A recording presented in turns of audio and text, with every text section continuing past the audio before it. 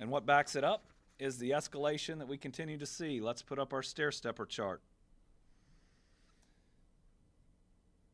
As you can see, we have the most cases that we have had since February. February, most people did not have access to this vaccine. So we have the most cases now in Kentucky since before the vaccine was readily available.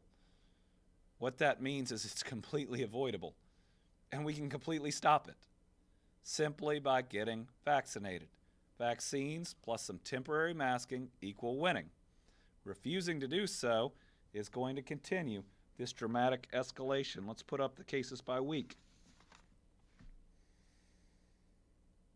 Remember, every time those arrows get further towards exponential, every time that curve gets more worrisome going up, it means that we are doubling faster, we are tripling faster, that it gets out of control quicker and quicker. So those are the cases. Let's look at the positivity because it's actually a little more concerning. 38 straight days of increasing positivity rate. Today it's 9.77%. It was 1.79% in June.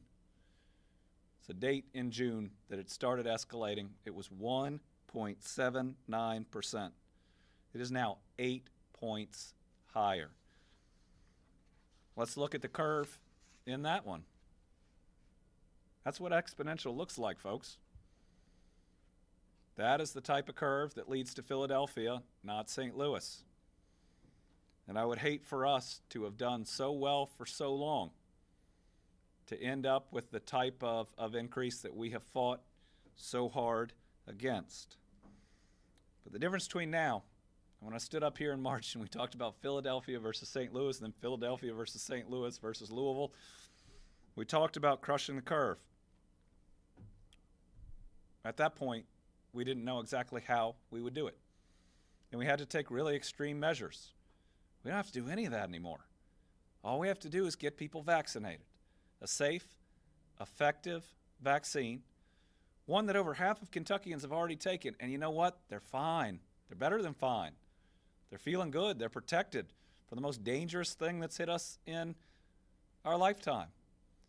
You know, that means half of all the people that you interact with, if you're unvaccinated, have gotten the vaccine. And they're fine. And you will be too. You'll be better than fine. You'll be protected. Now, yes, this is absolutely alarming. But we do have some glimmers of hope.